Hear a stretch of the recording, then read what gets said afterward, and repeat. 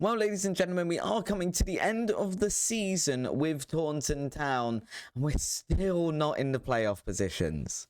Hello and welcome back to part 16 of our Zero to Hero series with Taunton Town. As I mentioned, we are near the end of the season now. We've got about 6 or 7 games left to play, and we aren't back in those playoff positions that we weren't in yesterday's episode. Of course, we say that we are only expected, as we can see here in terms of the board expectation, to fight bravely against relegation, and I'd say we've done a pretty damn good job of that.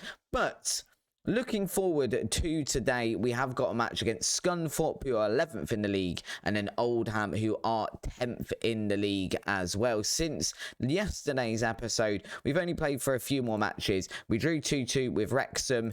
We beat Altrincham, who I'm not sure where they were in the league. They're currently 13th, so I think they're about that then. We beat them 3-0.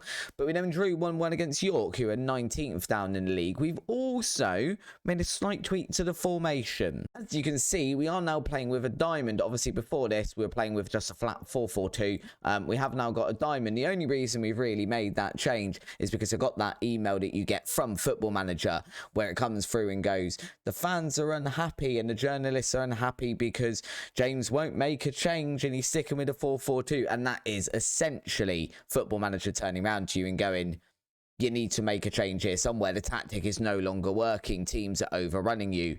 Do something about it. So we've done something about it. I mean, we drew against second in the league with Wrexham.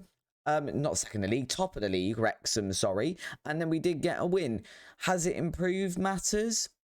Kind of. It does mean we struggle a little bit now for squad depth because we've got players obviously brought in to fit that 4-4-2 and they don't fit this 4-4-2 diamond.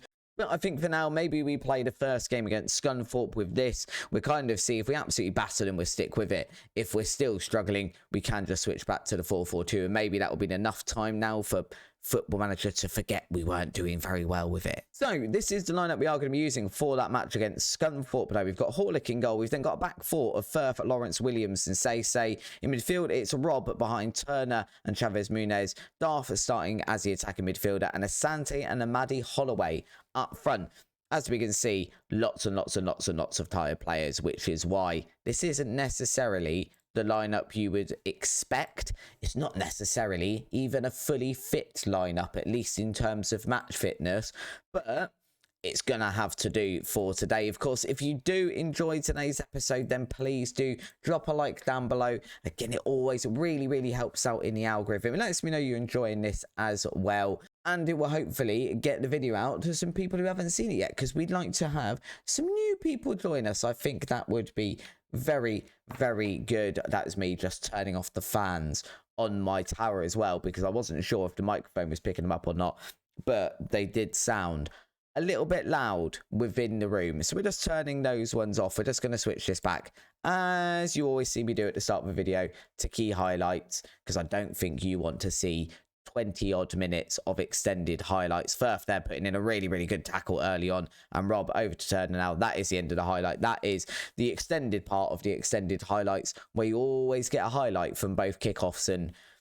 to be honest, most of the time nothing happens. Say over to Turner here off that throwing back to Say, who's going to just hold up the ball and then whipping across trying to find and striker. Anyone would have done, but he finds no one. Turner has recycled possession though really well, and now back to Williams. You can see straight away with this tactic, it is a lower tempo, it is much shorter passing and working it into the box, and basically just trying to control possession and build very much from the back and do it through passing. It's basically Barcelona vertical tiki-taka, but in the National League.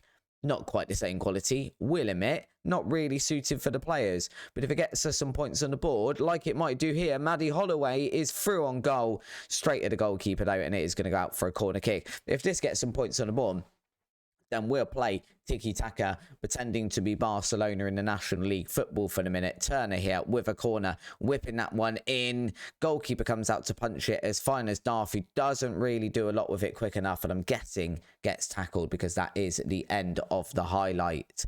That was a strange start to one as well. Ball just being, I'm assuming, pumped forward from a defender, a goalkeeper, one of our players, and now Scunthorpe on the attack. Horlick there with actually a really, really brilliant save. Probably keeping us in this game here and keeping it 0-0 because that looked dead certain for the back of the net. Sese here going to come forward as we try and build an attack of our own. Asante now over to Arthur, who's actually got a decent amount of space there. Chavez Munez playing it through to Asante. Asante cannons that one in off the crossbar. And we are 1-0 up against Scunthorpe. I almost choked celebrating Asante's goal, but it's all good. Lovely stuff. That's what we kind of want to be doing. And you can kind of see this is what's different. Obviously, we haven't quite got those players out wide. You have got these players here, which is going to be Sese and Firth today. Obviously, I was going to say it's normally Jaden Sweeney, but Firth today. So you have them coming up on the wings, but mostly we're playing it through the centre. We have been playing Jaden Smith as our attacking central midfielder, and then Asante and Taylor Crossdale up front. Taylor Crossdale not really fit enough for this match. Jaden Smith are not fit enough either. He picked up a knock in the last match against York, which is probably part of why we drew, because we brought him on as our last substitute in about the 70th minute, and then he instantly picked up a knock. So we played with 11 men, but really 10 and a half, because Jaden Smith couldn't run. He wasn't running after the big balls he normally ran off to. Asante through on goal again here. Played in really, really nicely there, but nothing going to come of that one. Doesn't really get too much control on it. He has managed to get on the end of that goalkeeper kick. Yes, goal kick, but not quite enough to keep hold of the ball. And Scunthorpe now coming on an attack, cutting inside here. That is a problem that we have had with playing Nowra, as they can switch sides of the pitch very, very quickly, teams, and then you're kind of left with no one there to defend it. You've obviously got your left back and your right back, but normally you would have our right and left midfielder there as well to either press from the back or be there in front of the defenders. And this does leave us, I'd say, slightly more open. We have got the defensive midfielder in there, but they're playing more of a playmaker role. I'm not really sure what I think of this diamond so far yet. Darth here playing this one forward to Asante. Asante chests it down, does get a shot away, but it is just going to clatter against the crossbar and then be kicked out for a corner, which again, Turner going to be taking from the opposite side this time. Can he swing this one in and find the head of Asante? Asante does get on the end of it. Goalkeeper, I believe, does get fingertips to it, and it is going out for another corner. Let's just have exactly the same one, but this time, if Asante can hit it the other side of the goal, it will go in. That time, not quite as good a goal kick. Goal kick? I can't do words today. Corner kick, and Scunthorpe on the counter-attack here from our own corner. Luckily, that shot is pretty diabolical, to be honest, and it's a little bit of a let-off for us. You can see here as well, if we're looking over at the match stats, that what this tactic does do is we are much more in control of possession. Our XG's a lot better as well today, but definitely what we've struggled with a lot this season is possession. It hasn't overly mattered for most of the season because we've just been pumping up big long balls to Asante and Mottatella Crossdale or Jaden Smith, whoever was up there. So it's kind of worked. We have, with this win as it stands, gone up to 8th place. We're 1 point behind Bromley, and we do play Bromley on the last day of the season. So if everything stays as it was, it would just come down to the last day of the season and whether or not we could go out there and actually beat Bromley to put ourselves in the playoffs. A few tired players here. So Asante has come off. Taylor Crossdale has come on. Asante having a fantastic game, but he is knackered. Rob's going to come off for Luigi Gaspar as well in that defensive midfielder slot. Gaspar has actually been playing really well as a deep line playmaker. It's probably not his preferred role there, but he does it pretty capably. Definitely very, very good at passing, which is why we brought him in, and we've been playing him as a Mazzala because we were hoping he would affect the game that way anyway. As a deep line playmaker, he can play as a ball-winning midfielder as well. So he has kind of got defensive and attacking attributes enough to play in the National League and make a real difference. So very happy to have him. He should be here next season as well, in theory. Ball into Taylor Crossdale here. He has chested it down. Doesn't quite get control of it, though. Very unlucky there, Taylor Crossdale. If he'd managed to get control of that and knock it down to his foot, then it would have been game over. Firth going to come off here as well. Jane Sweeney going to come over at left back. Again, not quite fully fit. We could do with a little bit of a break. I think there's about 9 days break in between this match and a match against Oldham. So hopefully we're back to a full contingent of fit players, which is what you want when you're struggling and you need a bit of form, is, you know, being able to play your best team. It's quite hard to judge this tactic when I don't think since I've been using it, I've been able to name my first choice 11 without having to at least rotate a couple of players. Darth here trying to play that one in to Jaden Smith, I believe it was, but just not doing very well at it. And Scunthorpe have pulled one back, and this time and time again is what we're getting this season. It is a let-off. It has been ruled out for offside. That is a massive let-off for us, because realistically, I've seen that happen so many times in the last few matches. Oh, we've made all 3 of our substitutions. Why am I trying to make another one then?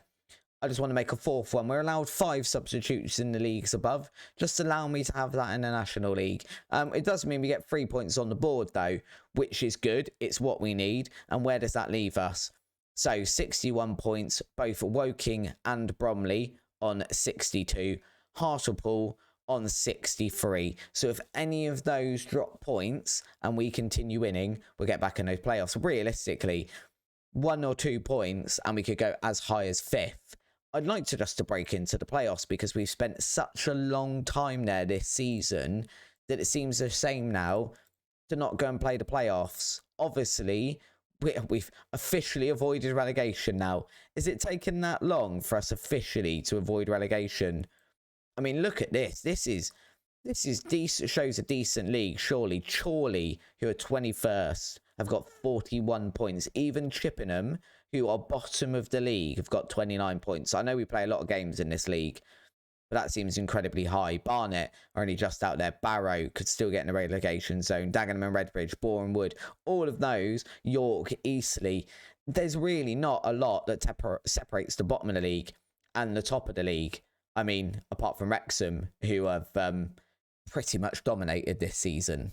Ignoring all that then, this is going to be our lineup for the match against Oldham. Jumping straight into that second match, we've got Horlick in goal, who I've just noticed playing as this only comes up as 2-star.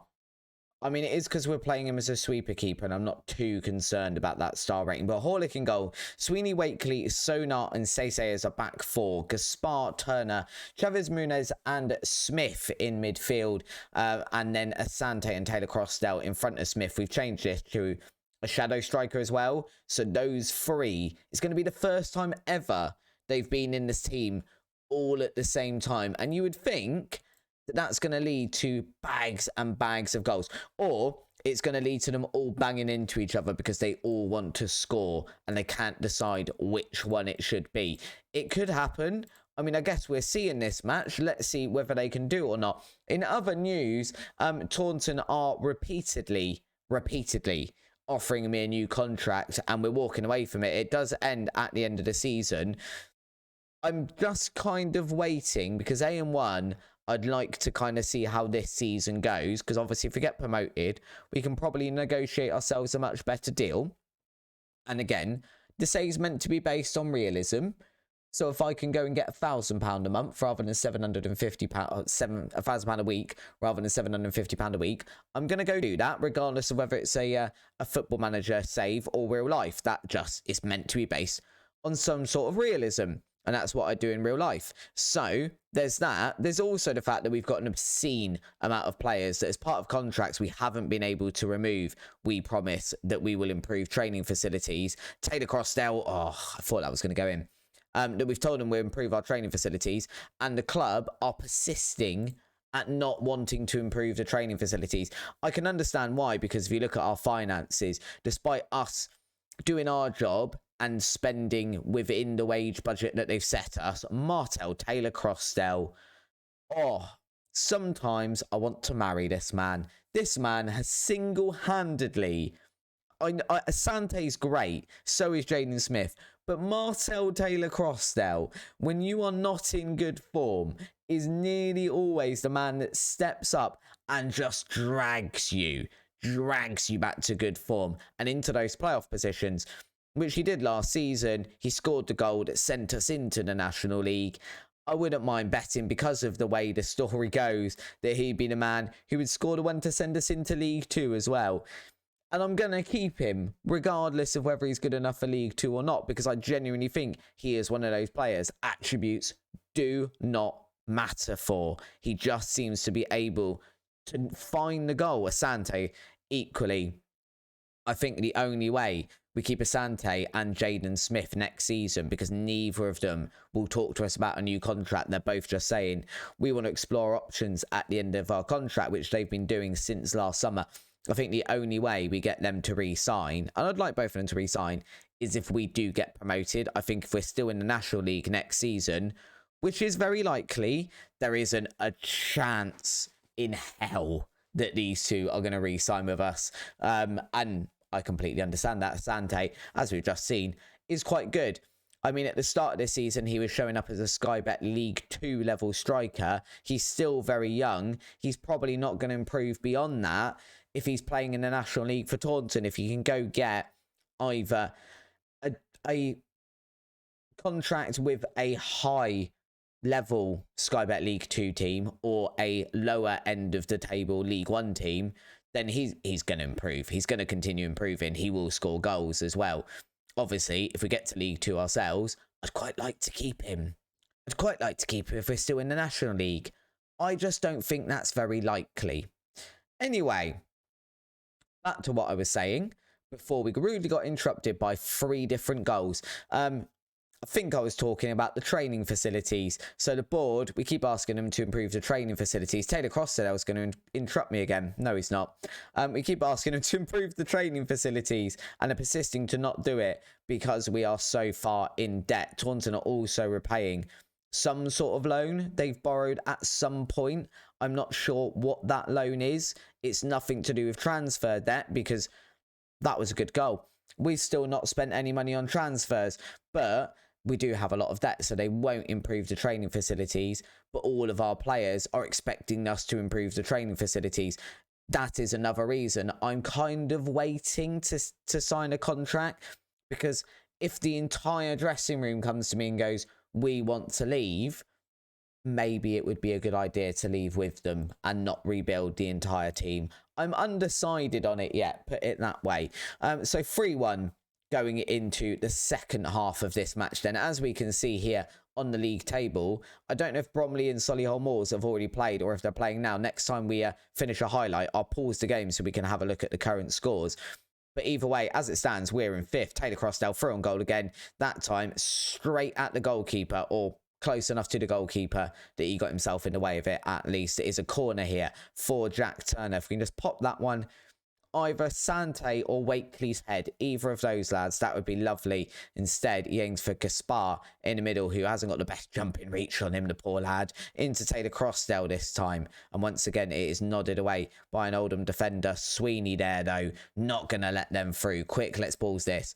Right, latest scores are like this. So Hartlepool are currently playing. They've dropped down to 10th because they're losing to Wrexham. I guess Solihull Moors and Bromley must have already played because they're not playing now. So as it stands right now, if we finish the match right now as it is with this scoreline and a win, we're up into 5th place. We're never going to catch Notts County. Like there's no question that 5th place, I think, is the highest that we are going to finish this season. But 5th place is quite nice. Taylor-Crossdale through on goal again, just rounds the goalkeeper, plays it from his right foot over to his left foot to just dink that one past the goalkeeper. That's his second. It was a lovely goal. I do love the fact that there's actually those nice animations now in FM23. I don't remember getting that in previous versions. Chavez Muniz into Taylor Crossdale, takes it on his right foot, left foot. I can't tell.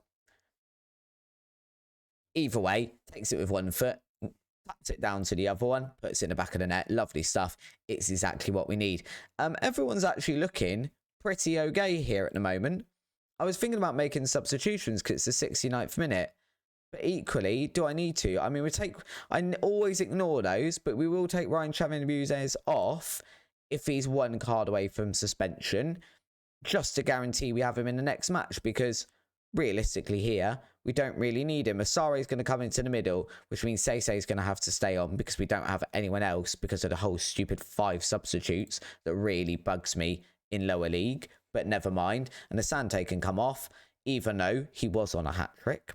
We're not going to talk about that because I want him fit for the next match. And this one against Oldham, absolutely job done. We have properly today turned around our form after weeks of losing, getting occasional win and drawing most of our games. This, 2 consecutive games, 3 points on the board in each.